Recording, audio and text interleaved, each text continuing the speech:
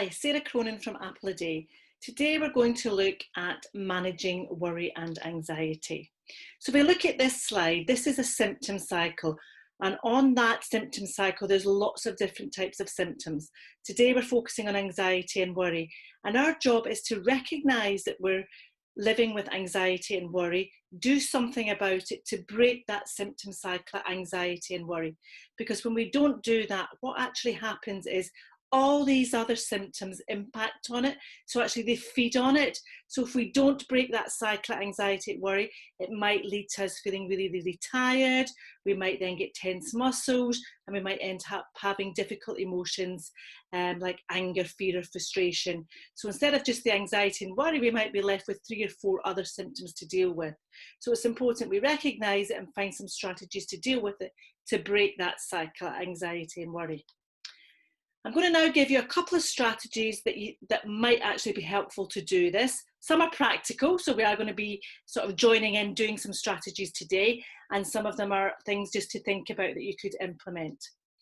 Okay, so one of the first strategies is to schedule worry time.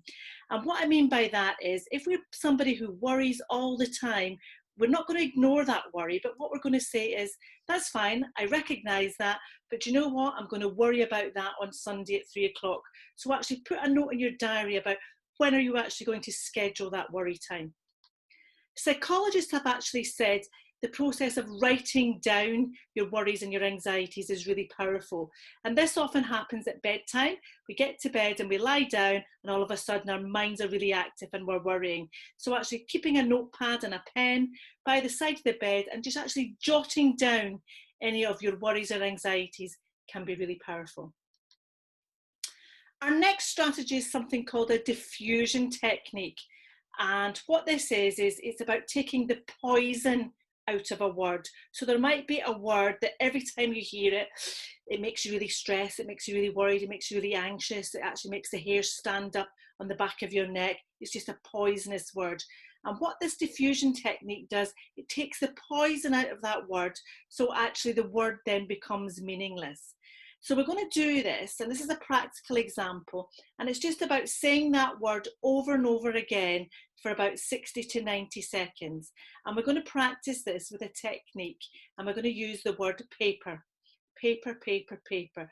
So we're just going to say it over and over again. So do join in, okay? So paper, paper, paper, paper, paper, paper, paper. Faster, faster, faster, faster. Paper, paper, paper, paper, paper, paper, paper, paper, paper, paper, paper, paper, paper. And you will continue to do that for 60 to 90 seconds. And what will actually happen is that word, that poisonous word, that word that actually makes you worried or anxious just becomes vibrations in the air. It takes the sting out of it, so it actually becomes meaningless. So practice that maybe in your own time, 60 to 90 seconds, over and over again, faster and faster and faster. So actually it just becomes a meaningless word. That can help us with worry and anxiety. Another little technique is something called SELF, and the S-E-L and F all stand for something, and mental health teams in Highland and Scotland use these 4 strategies, and they are sleep. The S in SELF stands for sleep. So think about your sleep, ensure that you're getting good sleep.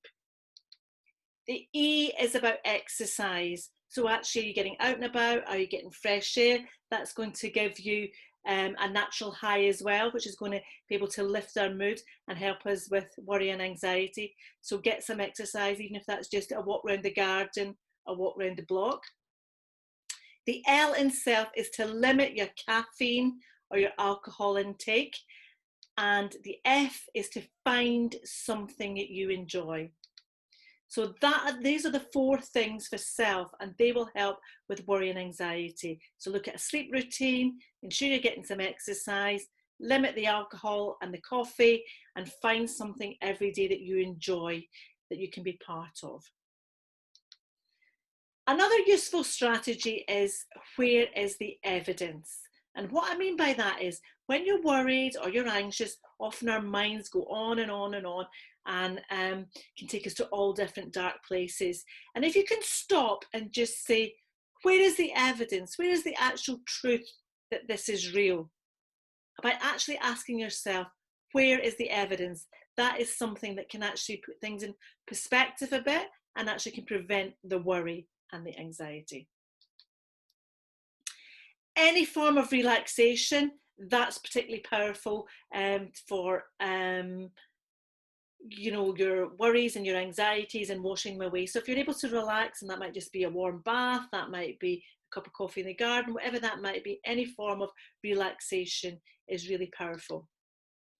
Breathing techniques are really useful, and we're going to try one now, and this one is called pursed lip breathing. So just where you are now, I just want you just to relax your neck and your shoulder muscles, and you're going to breathe in slowly through your nose, and then purse your lips as if you're going to whistle, like this, and then breathe out slowly through those pursed lips, gently and really, really gently, and it's just as if you're going to be blowing out a candle, but just making it flicker. So blowing it out, and it should take you twice as long to blow out as it does to inhale. Okay, so breathing in, pursing those lips, slowly breathing out, as if you're blowing out a candle with those pursed lips, and twice as long to breathe out.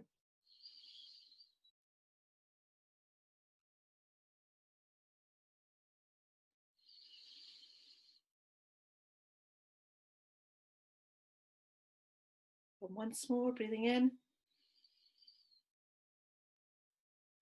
breathing out, and that can actually just help to sort of keep us calm.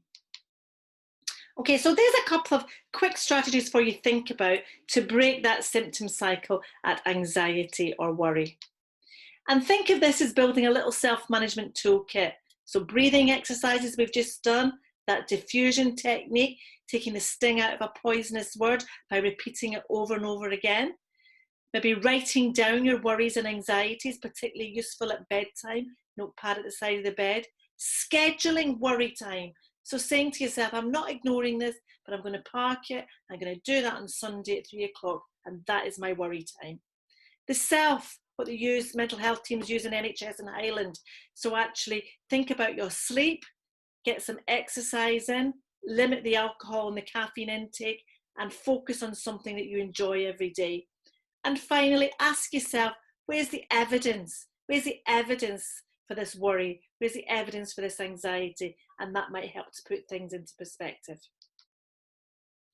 With this self-management toolkit that you're building up, for things to change, we need to make those choices. So we need to pick up something, make a choice, do something different. Because if we always do the same thing, we'll always get the same result. So actually, for things to change, we do need to make choices. And sometimes that's not easy, but it's picking up one of those techniques that you think is easy, that resonates with you, and giving it a go. I've been Sarah Cronin. Thanks very much. See you next time.